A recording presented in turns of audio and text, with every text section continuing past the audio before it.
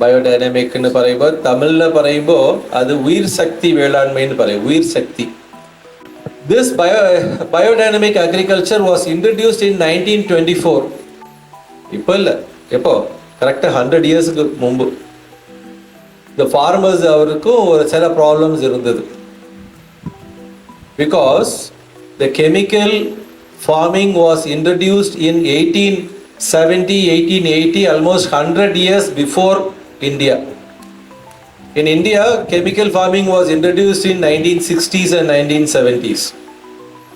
But chemical farming was introduced in European countries. 1870, 1880 they have introduced the chemical farming.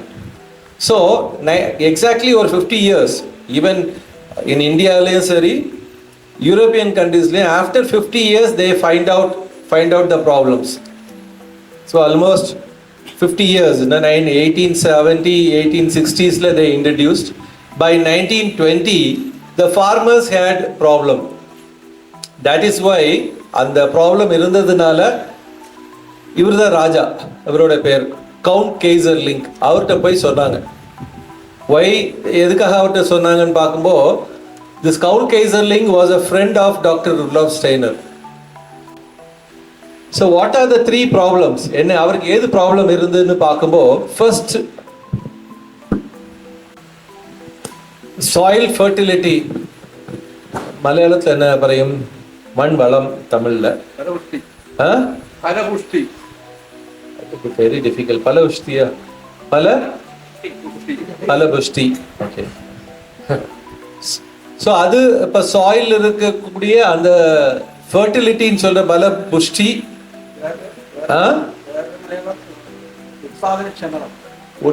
அதெல்லாம் கஷ்டம், நமக்கு கஷ்டம்.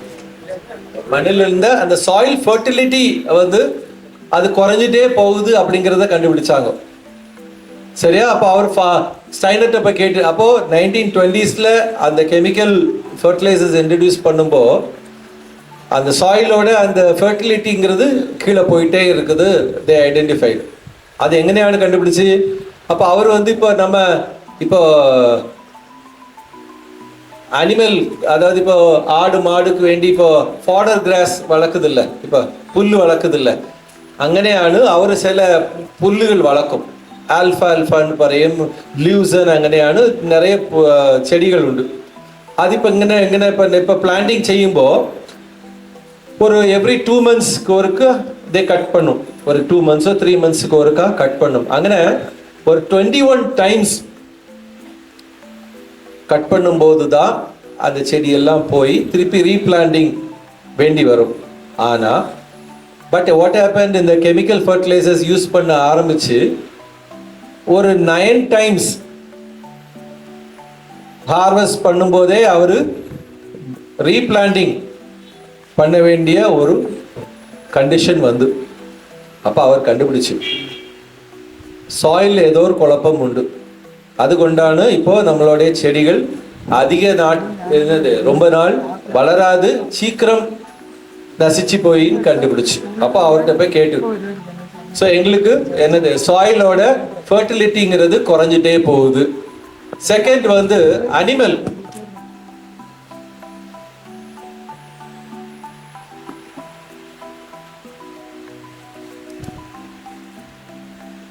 அனிமலோட health அது போயிட்டே போகுது. ஏன்னா நிறைய அப்பப்போ ஃபீவர்ஸ் வருது, அல்லது food and mouth disease, malaria, அங்கே நிறைய ப்ராப்ளம்ஸ் எதுக்கு அனிமல்ஸ்க்கு வர ஆரம்பிச்சுது. ஸோ அதுவும் அவர் போய் கேட்டாங்க. குவாலிட்டி ஆஃப் த ப்ராடக்ட்ஸ் அப்படின்னா விளைவுகளோட குவாலிட்டி நசிப்பிச்சு போகுதுன்னு கண்டுபிடிச்சு. വിളവുകളോட ക്വാളിറ്റിന്ന് പറയുമ്പോൾ എങ്ങനെയാണ് പറയാം? ஒரு விளவுண்ட குவாலிட்டி அப்படிங்கிறது என்ன எது வச்சு പറയും? நல்லா இருக்குமோ? நன்னா இருக்குன்னா எது? அப்ப நன்னா இருக்குன்னா எப்படி சொல்லும்? நல்ல சைஸ் ஆயிட்டு உருண்டு இல்ல ஷைனிங் ஆயிட்டு இருக்கணும். அதுல இப்ப ஆர்கானிக் ஃபார்மிங்ல உள்ள விளைவுகளோட குவாலிட்டின்னு പറയുമ്പോൾ ஷெல்ஃப் லைஃப்னு പറയും. நீங்களோட ஷெல்ஃப் லைஃப், அதாவது இப்போ இன்னைக்கு வச்சிருக்கிறது ஒரு another 10 days 15 days டீகே ஆகாமல் இருக்கும். அதான் ஷெல்ஃப் லைஃப்னு പറയുന്നത്. அதாவது இப்போ கெமிக்கல் ஃபார்மிங்கில் வரக்கூடிய ப்ராடக்ட் வெஜிடபிள்ஸாக இருக்கலாம், சீக்கிரமாக என்ன செய்யும், அழுகி போகும். ஆனால் ஆர்கானிக் ஃபார்மிங்கில் உள்ளது அழுகாது, அப்படி சுருங்கும், அதாவது வாட்டர் போய் சுருங்கும். அப்போ ஷெல்ஃப் லைஃப் அப்படிங்கிறது ஒரு இது. செகண்ட் வந்து சொல்லும் டேஸ்ட், நன்னாயிட்டு ஒரு டேஸ்ட் இருக்கும், பின்ன ஸ்மெல் இருக்கும், ஃப்ளேவர் இருக்கும். இதுக்கு அப்புறம் சாட்டிஸ்ஃபையிங் பவர்னு சொல்றது. அப்போ நம்ம குறைவாட்டு சாப்பிட்டாலும் நமக்கு போதும், திருப்தி கிட்டும். அது வந்து ஆர்கானிக் ஃபார்மிங், ஆர்கானிக் ஃபுட்டில் தான் உண்டு. That organic food has better influence in your thinking power. நம்ம சிந்திக்கின்ற அந்த திங்கிங் பவர் வந்து அது அஃபெக்ட் பண்ணுது. ஆஸ் ஃபார்மர்ஸ், நம்ம இப்போ கிருஷிக்காரராக இருக்கும்போது we have more responsibility to change our society. இப்போ நம்ம சொசைட்டியில் பண்டில் வந்து இப்போ ஒரு if it is in a village, if something is happening in one house, the entire village will go for helping. இல்லை, பழைய பண்டு காலத்தில் ஒரு 50 இயர்ஸ்க்கு முன்பு ஒரு வில்லேஜில் ஒரு ஹவுஸில் ஒரு ப்ராப்ளம் இருந்தால் என்ன செய்யும், the entire village will go to help. இப்போ நடக்குதா அப்படி? இல்லை. ரீசன் வந்து நம்ம தப்பு இல்லை, நம்ம சாப்பிட்ற சாப்பாட்டில் இருக்கக்கூடிய குணம். The problem is not within us, the what we eat is creating the problem. அதனால தான் இப்போ பார்த்தீங்கன்னா இப்போ சிட்டிலெல்லாம் வந்து ஒரு ஆக்சிடென்ட் நடந்தால் செல்ஃபி எடுப்பாங்க இருந்து. ஆமாம், அந்த ஒரு ஆக்சிடென்ட் ஆகி ஒரு ஆள் சாகிறதுக்கு மறிக்க இருக்கும், போராடிட்டு இருக்கும்போது இவர் வந்து செல்ஃபி எடுக்கும் இருந்து.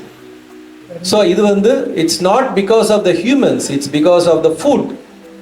We have to think about this. So, as farmers, as organic farmers, we have more responsibility now. நமக்கு நிறைய ரெஸ்பான்சிபிலிட்டி இருக்கு. எதுக்கு? நல்ல குவாலிட்டியான ஃபுட் ப்ரிப்பேர் பண்ணி நம்ம மக்களுக்கு கொடுக்கணும். அப்போ தான் அவருடைய மென்டாலிட்டி வில் சேஞ்ச். இப்போ தட்ஸ் நீடட் நவ். இப்போ பார்த்தீங்கன்னா எல்லாம் செல்ஃப் சென்டர்டுன்னு சொல்லும். எனக்கு வேணும், என் வீட்டுக்கு வேணும், எனக்கு வேணும், எனக்கு வேணும், எனக்கு வேணும், அதுதான் சொல்லுமே ஒழிய அந்த பழைய old method of like the social that has come down. It's not because of you, it's because of the food what you are eating. So if we change the quality of the food, we are changing the society also. Thinking power. This we can keep it in mind. This is true. இது அப்போ 1920s உள்ள farmers, they had these 3 problems: soil fertility problem, animal health problem, quality of the product going down.